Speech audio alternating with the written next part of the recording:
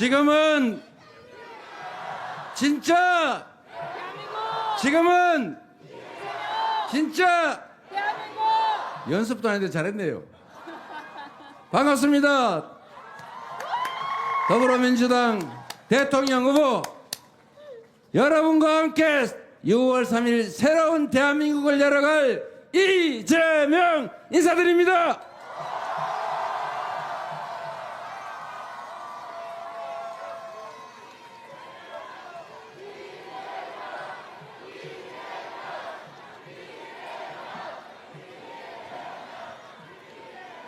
경남 양산 인구가 다 모이신 것 같습니다.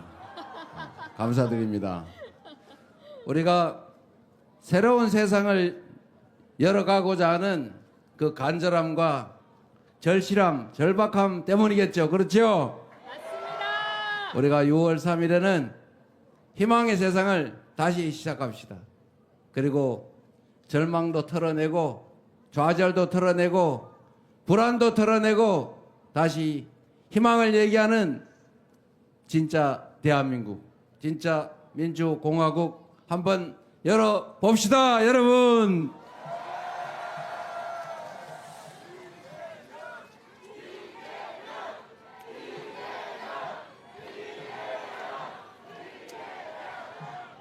이 대한민국 대통령 또는 대통령으로부터 위임받은 권력을 행사하는 모든 대한민국 공직자, 그 공직자들은 그 부여받은 권력을 우리 국민들의 더 나은 삶, 우리 대한민국의 더 나은 미래를 위해서 써야 되는 게 상식이죠.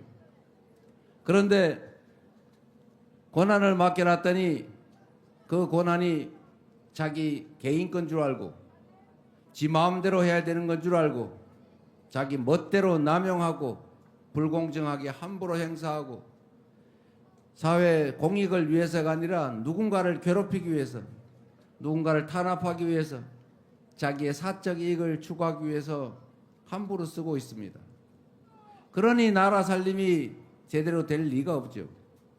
경제도 망가지고 민생도 망가지고 남북의 평화는 깨지고 군사 갈등은 격화되고 전 세계에 인정받던 이 대한민국이 외교적으로 고립되고 국가 간 갈등이 격화되고 있어요.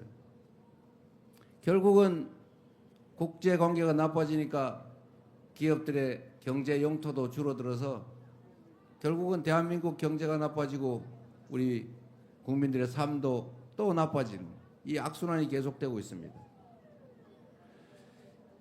외부의 충격이 아닌 이 내부의 문제 때문에 이 경제가 쪼그라드는, 계속 성장을 해도 부족할 판인데 이 경제가 쪼그라드는 소위 역성장, 이 역성장이 이번 1분기에 있었습니다. 0.2% 마이너스 성장을 했다고 합니다. 안 그래도 어려운데 경제 총량이 줄어들면 모두가 괴로워지지 않습니까? 이거 대체 누가 이렇게 한 겁니까? 우리가 그렇게 하라고 권력을 맡겼습니까? 아닙니다. 그렇게 하라고 대통령 뽑았습니까? 아닙니다. 그렇게 하라고 세금 냈습니까? 아닙니다. 우리가 권력을 맡기고 세금을 내면서 우리가 그에게 요청했던 것을 단 하나도 제대로 실행하지 않고 오히려 그 권력과 예산을 가지고 국민을 배반하고 나라를 혼란에 빠뜨리고 우리 모두가 지켜야 될 최고규범 헌법까지 파괴하고 말았으니 파면 아니라 처벌을 해도 시원찮을 판이죠. 그런데 그분 지금 멀쩡히 여기저기 다니시면서 별거 다 하시는 것 같아요. 무슨 부정선거 얘기하고 있어요. 부정선거인데 왜 본인이 당선됐습니까? 그러면 뭐 제가 부정했다는 거예요? 부정을 하면 제가 확 이기게 하지 살짝 지게 하겠습니까? 이게 말이 되는 소리를 해야죠. 이게 뭐라고요? 밥 땡이라고요? 잘 모르겠어요. 바본지 일부러 그러는지. 그러나 중요한 거는 일국의 소위 국정을 책임지던 분들의 말씀으로는 도저히 납득이 안 됩니다. 그리고 아니 그분은 뭐 그렇다 치고 다시 6월 3일부터 이 나라 국정을 맡겠다고 하는 분은 또 그게 뭡니까? 그 이해가 됩니까? 우리 국민들은 대체 뭐가 되는 것입니까? 제가 말씀드리고 싶은 것은 사실 이런 겁니다. 국가 권력을 특정인에게 부여하는 이유는 우리 모두 더 나은 삶을 살게 해달라고 하는 거 아닌가요? 맞습니다. 우리가 만든 규칙을 집행을 해서 그 강제력으로 더 공정하고 더 함께 잘 사는 세상 만들어 달라고 하는 거 아닙니까? 맞습니다. 그런데 그 질서 유지 최종 권한을 가진 검찰이 요새 하는 짓을 보면 이게 도대체 제정신인지 저는 이해가 안 됩니다. 저는 상식적으로 볼 때 그냥 죄 지은 자 죄를 찾아서 엄정하게 처벌하겠다 이해해요. 그런데 없는 죄를 만들려고 저렇게 극렬하게 왜 난리를 칩니까? 이제 저는 우리 문재인 대통령 기소해가지고 이제 서울로 수백 킬로씩 왔다 갔다 하면서 이제 1박 2일로 재판받아야 되잖아요. 아니면 서울에 재판받기 위해서 집 얻어야 됩니까? 그 대체 왜 그러는 겁니까? 아니면 여기 이 근처에다 기소를 하든지 원래 피의자 피고인 주소지에다가 하는 게 원칙이죠. 맞습니다. 저도 5군데인가 막 엄청 많이 기소돼 있어요. 영장은 한 군데다가 치더니 그걸 쪼개가지고 하나는 수원에, 하나는 서울 A 부에, 하나는 B 부에 이렇게 쪼개가지고 따로 하더라고요. 그게 뭔 심보예요? 왜 한 번에 몰아주면 안 됩니까? 기왕 재판 받는 거? 증거도 없는 사건들은 마구 기소해가지고. 저는 정말 이해가 안 돼요. 이게 제정신으로 하는 건가? 어떤 분이 그런 말씀하셨잖아요. 일단 기소해가지고 훈련된 유능한 검사하고 몇 년 싸우다 보면 한 3, 4년 지나서 대법원에서 무죄를 받더라도 그때는 이미 인생이 다 망가진 다음이다. 그거 누가 한 말이에요? 윤석열. 무죄 나도 상관없다 그 말이죠. 한번 고생 한번 해봐라 그 말이죠. 이런 걸 권력 남용이라 그러죠. 맞습니다. 직권 남용. 맞습니다. 국민이 맡긴 권력으로 누군가를 괴롭히는데 그 권력을 쓰면 되겠습니까? 안 됩니다. 대통령이 원래 하는 일이 여러 가지가 있습니다만은 그 중에 가장 중요한 일은 국민 통합이에요. 대통령을 누가 착각하기를 무슨 큰 통치자 이렇게 착각하는 사람이 있던데 크게 국민을 통합하는 최고의 책임자 대통령인 거예요.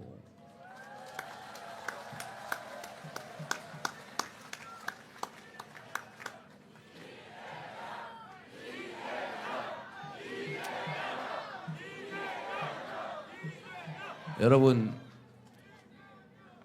대통령이라고 하는 사람이든 아니면 동네에 무슨 동호회 회장이든 그 회장 대통령이 하는 일 중에 제일 큰 게 그 동호회 안 깨지게 하는 거 아닙니까?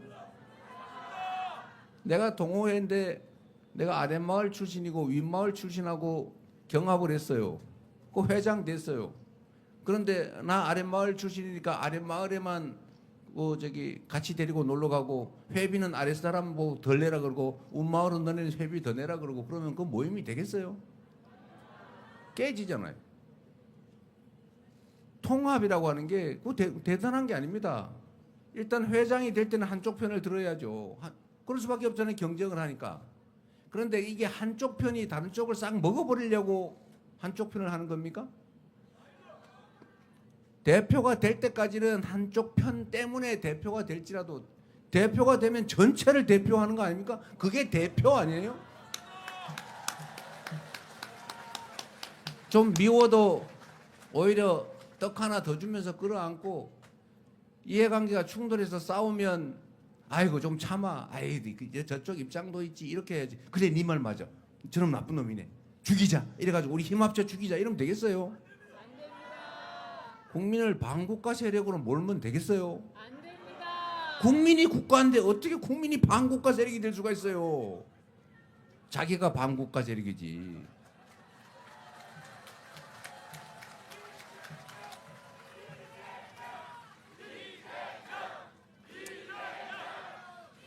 우리 노무현 대통령께서 하신 말 중에 참 배울 게 많지만 그중에 제가 가장 감명 깊게 들은 말은 그거예요.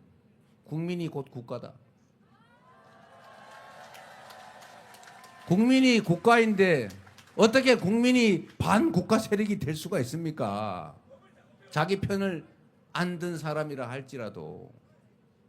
이게 지금 이 나라를 이렇게 만든 거예요. 우리나라 정치인들은 갈라져 싸우더라도 국민들까지는 갈라져 싸우지 않았지 않습니까? 그래도 지금은 그런데 국민들 중에 일부가 갈라져서요 서로 죽이려고 해요. 저를 칼로 찌르잖아요. 그 사람 저 아무 모르는 사람이에요. 전혀 일면식도 없는 사람이에요. 근데 그 사람은 나한테 무슨 억하심정이 있어서 그런 짓을 했겠습니까? 편가리를 당한 거죠. 세뇌가 된 거 아닙니까? 오로지 편을 갈라서 내 편, 네 편. 결국 국민들을 쪼갰잖아요. 이게 남북이 갈라져서 싸우는 것도 참 한탄스러운 일인데 거기다가 박정희 독재 정권이 동서로 갈라가지고 싸움 붙였지 않습니까? 그런데 요즘은 세대를 분리해서 싸움 시키는 사람이 있어요. 이 남녀를 갈라가 싸움 시키는 사람이 있어요. 이래가지고 나라가 어떻게 되겠어요? 통합, 이게 정치인들이 해야 될 제일 중요한 일입니다. 사람들은, 구성원들은 이해관계가 다르기 때문에 다투고 충돌할 수 있어요. 그러나 그 충돌을 최소화하는 것, 가급적 대화로 해결하게 하는 것, 그리고 양보해서 적정한 선에서 타협하게 하는 것, 이게 정치가 해야 될 조정 역할, 통합 역할 아닙니까?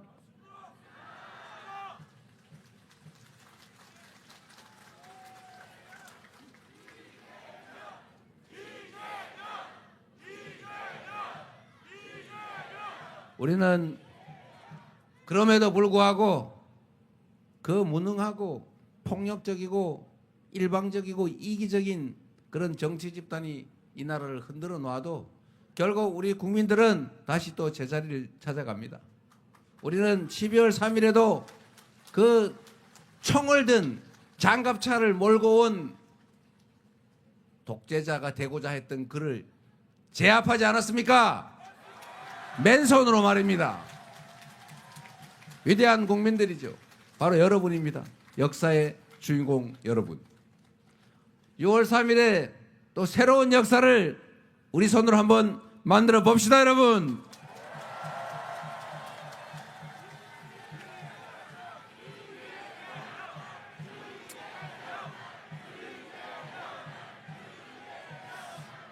우리가 되돌아보면 정말로 아슬아슬하지 않았습니까? 12월 3일 밤에 혹시 특전사 대원들을 태운 헬기가 40분 일찍 도착했더라면 어떻게 됐을까?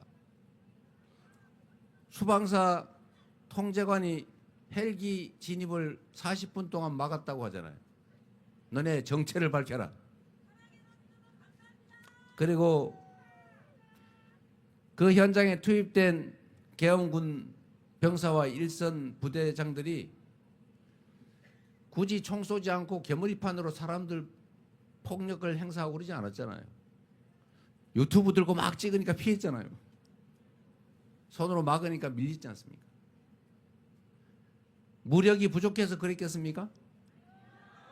하고 싶지 않은 일을 적당히 안 한 거죠. 태업. 그들에게 박수 한번 보내주십시오.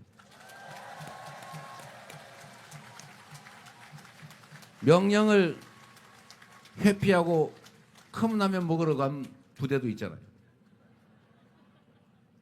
왜 그랬을까? 그거는 결국 광주 5.18 민주화 운동의 역사적 경험 때문이죠. 비록 시기는 늦었고 사면돼서 그들이 충분히 처벌받지는 못했지만 성공한 쿠데타조차 많은 세월이 지난 후에 처벌이 되고 결국은 진상이 일부나마 밝혀지더라 라고 하는 그 역사적 경험이 결국 그들을 망설이게 했을 겁니다. 한강 작가가 말한 것처럼 과거가 현재를 도운 거죠. 죽은 광주 영령들이 24년 12월 3일에 대한민국 국민들을 구한 것 아닙니까? 그러면 우리도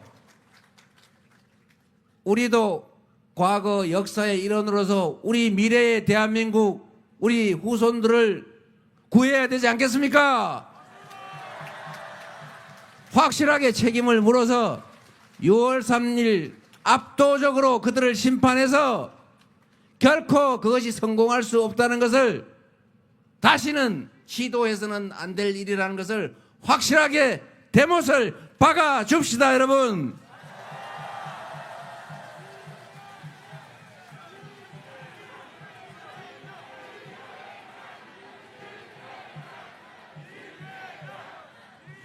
우리 대한민국 국민들은 참으로 위대한 국민들이죠. 식민지에서 해방된 나라 중에 유일하게 산업화에 성공하고 민주화에도 성공한 유일한 나라. IMF가 터지니까 다른 나라 사람들은 그런 일 터지면 기본적으로 막 금 사 모으고 귀중품 사 모으고 매점 매석하고 사재기하고 그러는데 우리는 집에서 막 금을 막 내놓잖아요. 금 모으기 한다니까 돌반지, 비녀 다 내놓고. 저도 아이들 돌반지 다 갖다 내놓는 바람에 지금 아이들 결혼하는데 돌반지를 못 물려주시 생겼어요. 지금 한 개도 안 남기고 다 줘버렸더라고요. 그런 그 저력 때문에 전 세계가 저 나라는 다시 살아나겠구나. 지금의 이 위기를 조금만 도와주면 살아나겠구나 해서 결국 IMF도 김대중 대통령의 출중한 능력을 바탕 삼아서 신속하게 극복한 거죠.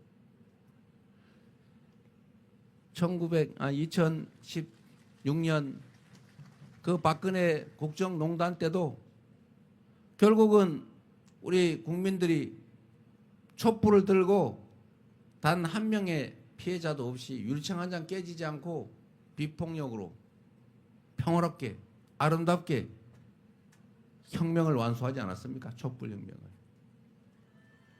얼마나 위대한 사람들입니까? 그리고 다시 2024년 12월 3일부터 지난 겨울 내내 우리는 응원봉을 들고 수백만이 길거리에서 싸워서 결국은 실패 확률 거의 없다는 성공 확률 99.99%라는 현 권력자의 친위 쿠데타를 우리가 제압하고 말았지 않습니까, 여러분? 우리 자신이 위대한 국민들입니다.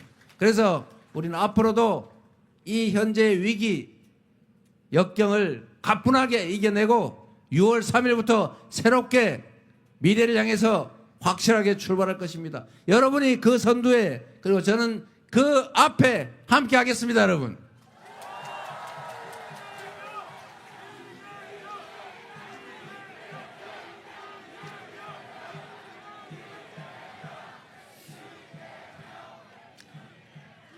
정치라고 하는 것은 결국 먹고 사는 문제를 잘 해결하는 것이죠.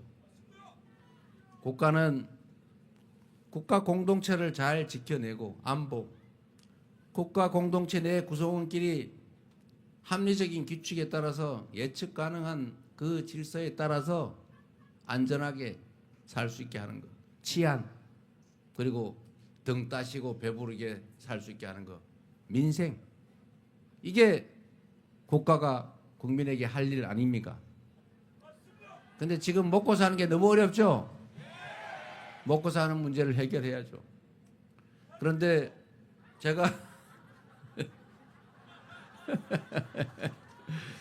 근데 제가 여러분께 말씀드릴 수 있는 게 있습니다.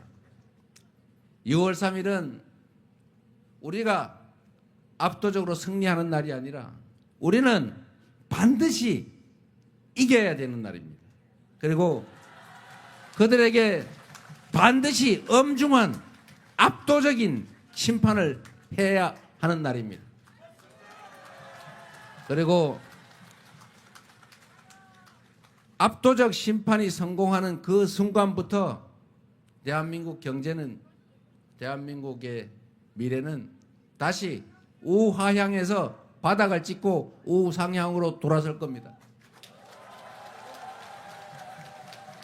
경제도 나아질 것으로 저는 확신합니다. 일단 경제는 심리죠. 단기적으로는 심리에 좌우됩니다. 지금처럼 불안해가지고 일단은 경제가 나쁘니까 주머니가 얇아진 것도 있지만 내수가 너무 나빠졌어요. 불안하니까 밖에 안 나가죠. 주머니에 돈이 있어도 안 쓰죠. 아껴놔야죠. 12월 3일부터 매출이 확 줄었다고 해요. 내수가 돌지 않으니까, 돈이 돌지 않으니까 더 어려워지는 겁니다. 점점 더 불안하고 점점 더 어려워지고, 어려워지니까 더 불안하고, 더 불안하니까 더 안 쓰고, 그러니까 더 나빠지고, 이 악순환이 지금 계속되고 있어요. 이제 이 악순환을 선순환으로 돌려야죠. 6월 3일이 그 첫 출발점이 되게 하는 것은 바로 여러분의 손에 달려 있습니다.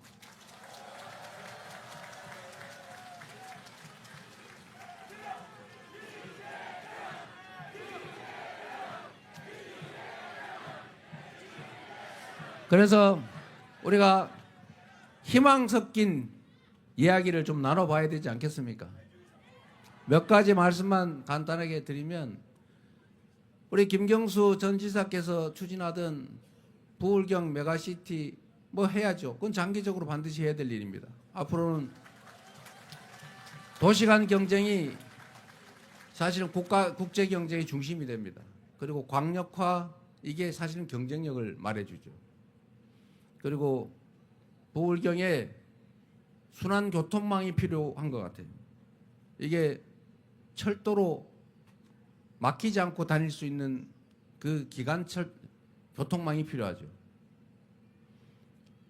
그런 부분들은 저희가 이미 공약에 말씀을 다 드렸으니까 한번 봐주시고, 크게 봤을 때 제가 지금 수도권 유세할 때 이 얘기를 많이 합니다. 제가 그저께 어제 이렇게 경기 북부에 다니면서, 경기도는 남부와 북부가 차등이 또 많아요. 남쪽은 잘 발전하고 있죠. 근데 북쪽은 군사 규제 때문에, 또 뭐 예를 들어 동쪽은 상수원 규제 때문에 발전을 못 하고 있어요. 그러니까 북쪽 분들이 화가 날 거 아닙니까? 그러니까 심하게 화가 나니까 분도하자, 갈라서자, 이혼하자, 이러고 있는 사람들이 있어요. 화나니까요. 그래서 제가 그 말씀을 드렸죠. 균형 발전을 해야 된다. 경기도 수원의 남쪽에 있던 공공기관도 북쪽으로 다 옮기고, 경기도 예산을 집행할 때 북쪽에 SOC 투자를 더 집중하고, 제가 경기도지사 있을 때는 북쪽에 대한 SOC 투자가 남쪽에 1.5배 가까이 됐어요. 제가 북쪽에 많이 했죠. 그래야 균형이 맞춰지니까. 그 얘기를 하면서 제가 그렇게 말씀드렸습니다. 대한민국도 과거에는 수도권 집중이 국가 전체 성장 발전에 도움이 됐다. 자원이 부족했기 때문에 한 군데다 몰아줘야 되는 거죠. 다 나누면 흐지부지 사라지니까. 그래서 저축도 하면 그 돈을 한 기업에다 확 몰아주는 거죠. 그리고 지역도 서울에다 집중하는 거예요. 이게 국가 성장 전략이었습니다. 어쩔 수 없었죠. 그러나 이제는 그게 한계에 다다랐다. 이제는 서울에 아파트 한 평 값이 3억씩 하는데, 땅 한 평에 무슨 임야도 500만 원씩 하는데, 개발 안 되는 임야도 300만 원, 500만 원, 1000만 원 이렇게. 그런 데서 어떻게 공장을 짓고 국제 경쟁력을 가질 수 있겠냐? 사람이 막 미어 터지고 그렇다고 취직할 때가 많으냐? 그것도 아니에요. 그러니 이게 지방은 인구가 줄어들어서 소멸하고 수도권은 너무 많이 몰려들어서 미어 터져가지고 과밀로 죽을 지경이고 이거 쌍방으로 죽게 생겼으니 이래가지고 나라의 미래가 없다. 이제는 전국이 균형 발전하게 자본도 충분하니 이제는 전국이 기회를 고루 누리게 해야 된다. 아니 그 정도가 아니라 똑같은 조건이라면 지방에 더 많은 투자를 해서 모두가 함께 살고 국토가 전체적으로 효율을 갖게 해야 된다. 앞으로 다음 정부가 들어서면 혹시라도 지방에 더 많이 투자해도 섭섭하게 생각하지 마라. 이렇게 말씀드렸더니 다 박수 치더라고요.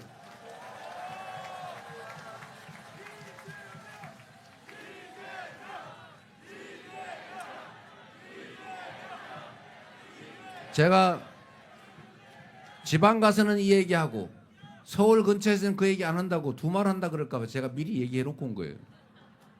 근데 문제는 우리 대한민국 국민들이 정말로 그런 점에서 정말로 위대하고 대단하다는 겁니다. 말씀드린 것처럼 IMF 오니까 금 다 내놓으라니까 다 내놓는 것처럼요. 우리 국민들은 매우 이타적이고 공리적이에요. 나만 살겠다 이러지 않아요. 막 집회 시위가 막 대규모로 벌어져 정신없을 때 경찰이 다 없다고 해서 마구 훔치고 부시고 때리고 이러지 않는다는 겁니다. 광주 5.18 때 그 10일 경찰 군 다 철수했을 때 공권력이 다 철수하니까 얼마나 평화로웠어요. 그때 주먹밥 나누고 모든 걸 다 나누면서 절도 폭행 이런 사건 하나도 없었대잖아요. 총기가 많았지만 누구 하나 다친 사람이 없죠. 우리가 촛불혁명, 빛의 혁명을 이렇게 평화롭게 수행해내는 것도 그 위대함에서 나오는 것 아닙니까? 제가 경기도 수원에서 공공기관을 북쪽으로 다 옮긴다고 해도 수원 사람들이 우리 거를 다 뺏어갔으니까 표 찍지 말아야지 하지 않더라는 거예요. 지금 노무현 정부 때 공공기관을 지방으로 혁신도시로 옮겨가지고 균형 발전한다고 하면 서울 지지율이 확 떨어져야 되는데 지지율이 안 떨어지잖아요. 저는 경기도 성남시장 도지사를 하면서도 수도권 규제 완화해서 뭐 많이 해줘야 된다 이런 얘기를 할 때 우리 김문수 지사 같은 분이 그런 분이셨죠. 규제 완화 막 얘기하길래 저는 안 된다고 그랬죠. 반대로. 그러면 저는 표가 떨어졌냐? 아니죠. 그래도 여기까지 왔지 않습니까?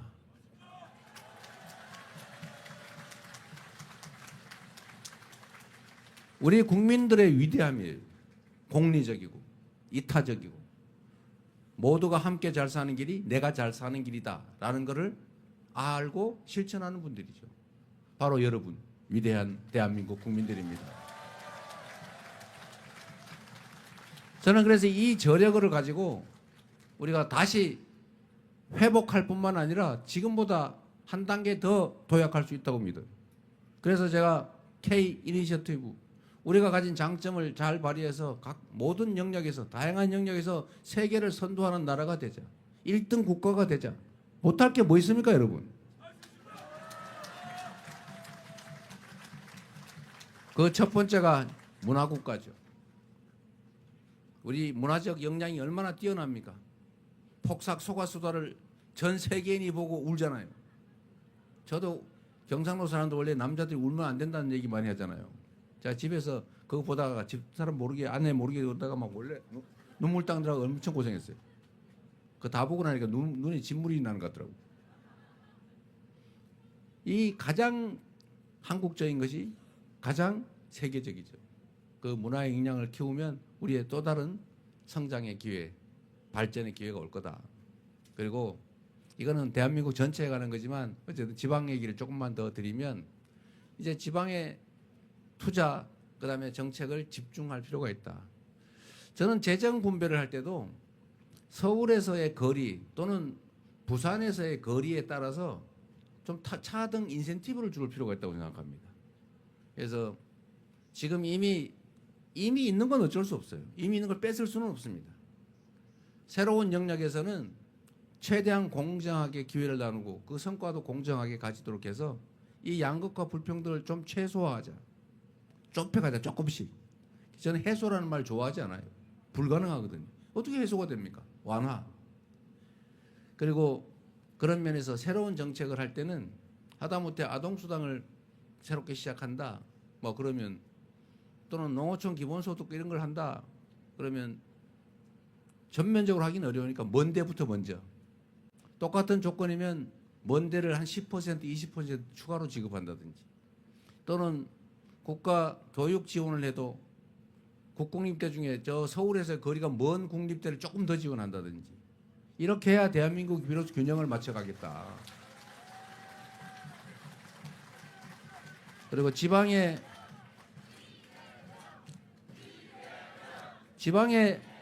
먹고 살 길이 있어야 되지 않습니까? 먹고 살 길을 만드는 방법을 또 열심히 연구해야죠. 지방에 먹고 사는 길, 그 먹고 사는 길의 핵심은 기업들이 들어오는 거예요. 근데 지금은 기업들이 들어오려니까 제가 기업인들한테 물어봤죠. 좀 남쪽에 가서 하면 안 되겠습니까?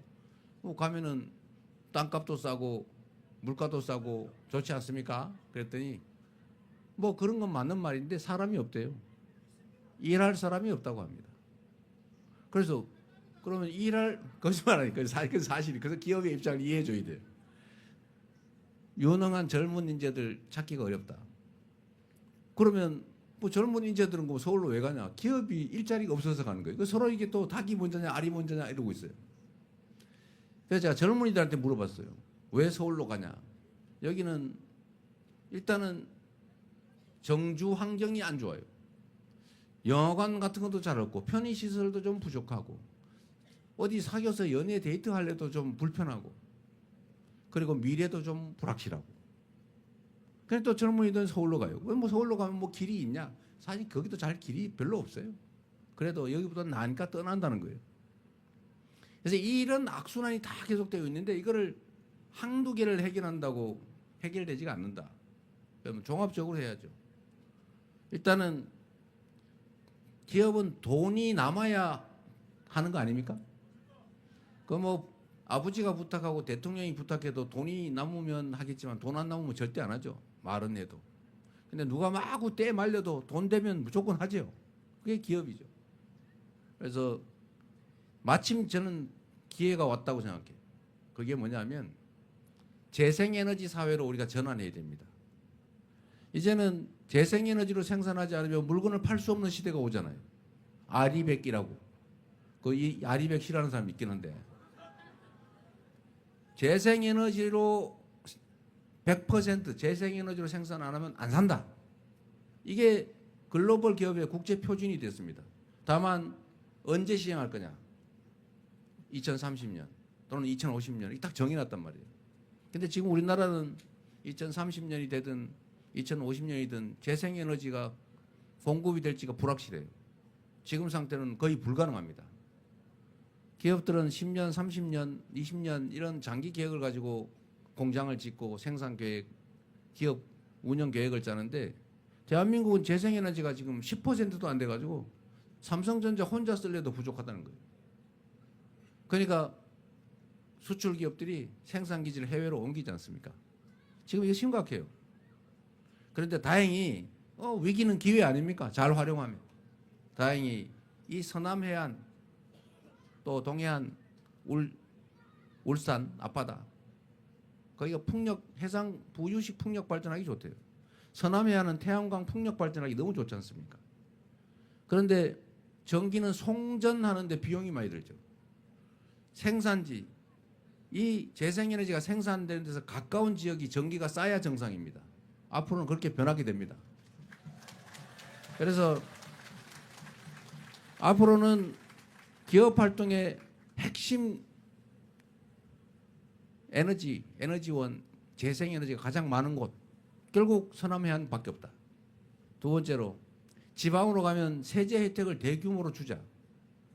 세 번째로 규제를 대폭 완화해 주자. 지방으로 가면 꼭 필수적인 건 아니면. 그리고 땅값이나 이런 개발권도 부여해 주자. 기업 도시를 만든다면 만들게 해주자. 이렇게 여러 가지 조건들을 만들고 지원하고 하면 기업들은 유인이 생기는데 역시 인력 문제가 남는 거죠. 그러면 그 인력 문제를 해결하는 건 또 하나 방법이 있습니다. 문제는 지방대학, 지방의 공립대, 국공립대들이 지금 학생들이 자꾸 사라진다는 거 아닙니까? 왜 그러냐? 이유는 아주 단순해요. 학교에 재정 지원이, 국가 재정 지원이 적기 때문에 그렇습니다. 울산의 포항공대라고 있잖아요. 거기도 지방이잖아요. 근데 거기는 완전히 아주 유수한 대학 됐잖아요. 왜 그럴까요? 1인당 학생들에 대한 지원이 엄청나게 많으니까 전국에 우수한 학생이 몰려요. 우수한 교수가 몰려요. 그러니까 거기가 우수한 대학이 되는 거죠. 그런데 제가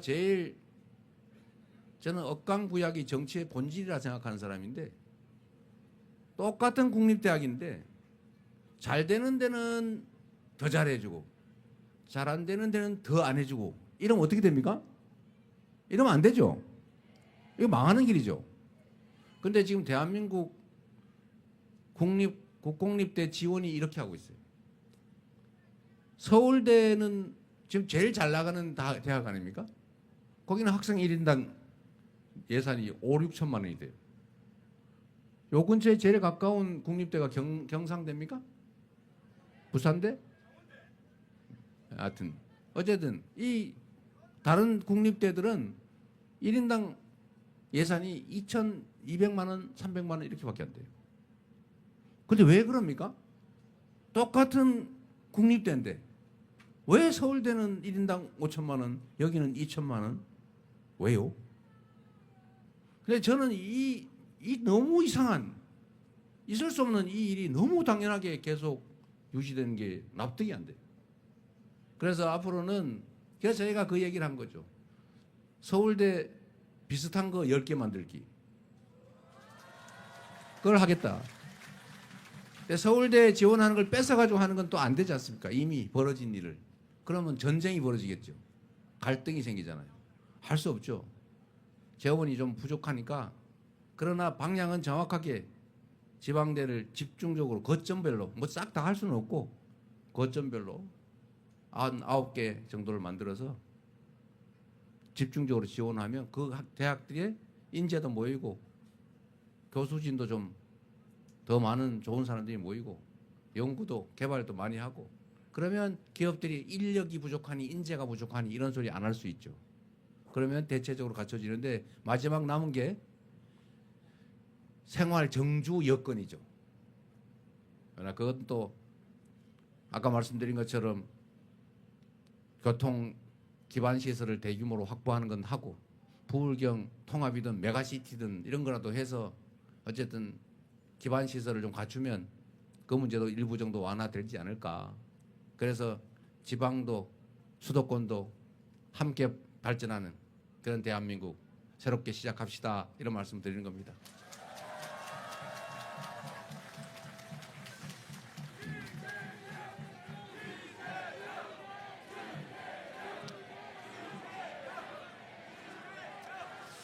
여러분, 저는 자신이 있어요. 제가 잘나서가 아니라 우리 정말 이 국민들의 위대한 저력이 있기 때문에 우리가 불필요한 것들에 싸움질하느라 에너지 낭비하지 않고 작은 차이들을 넘어서서 정치도 좀 화합하고 포용하고, 그렇다고 제가 죄진 나쁜 사람들 싹 다 살려주자 이런 건 아닙니다. 뭐 통합과 봉합은 다른 거니까. 예? 통합과 봉합은 다르잖아요. 그러나 분명한 것은 정치적 입장에 따라 누군가를 불이익을 주고 또 정치적 상대를 제거하려고 하지 않고 서로 공존하면서 인정하고 역할을 나누고 100%를 다 갖는 게 아니라 일부는 또 인정하면서 오로지 개인 또는 특정 정치 집단의 이익이 아니라 국민과 국가의 더 나은 미래를 위해서 우리가 힘을 합치면 지금보다는 훨씬 더 나은 그런 대한민국, 그런 세상 되지 않겠습니까?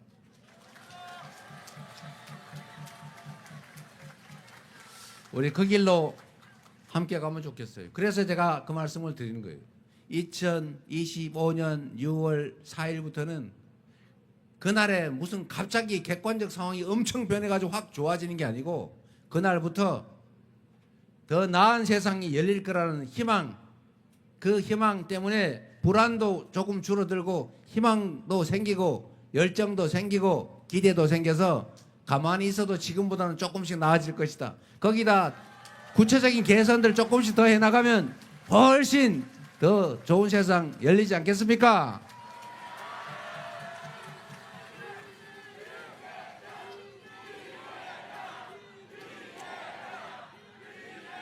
그런 세상을 만드는 힘은 결국 여러분 스스로에서부터 나온다. 이재명은 여러분이 쓰는 유용한 일꾼, 도구다. 충직하게 그리고 오랫동안 준비한 이 도구를 잘 쓰면 더 나은 삶이 가능할 수도 있다. 이 말씀을 드리는 것입니다.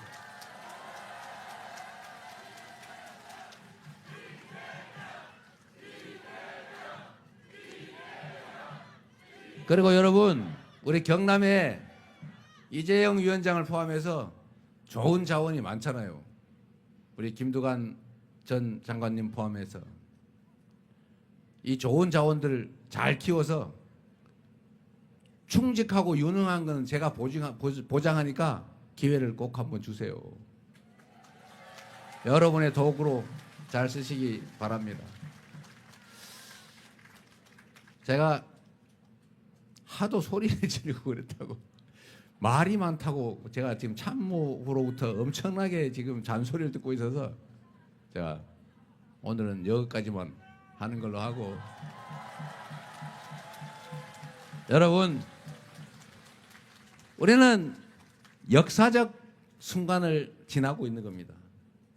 미래로 갈 건지 과거로 퇴행할 건지, 헌법이 파괴되고 특정 소수가 폭력적으로 많은 사람들을 지배하는 그런 원시적인 상태로 남아있을 건지, 아니면 국민의 주권이 존중되는 진짜 대한민국 민주공화국으로 나아갈지가 6월 3일에 결정됩니다. 그 결정은 이재명에 달려있는 것이 아니라 바로 여러분 손에 달려 있습니다. 여러분의 운명이, 여러분 자녀들의 삶이, 이 나라의 미래가 여러분 손에 달려 있으니 여러분 잘 부탁드립니다.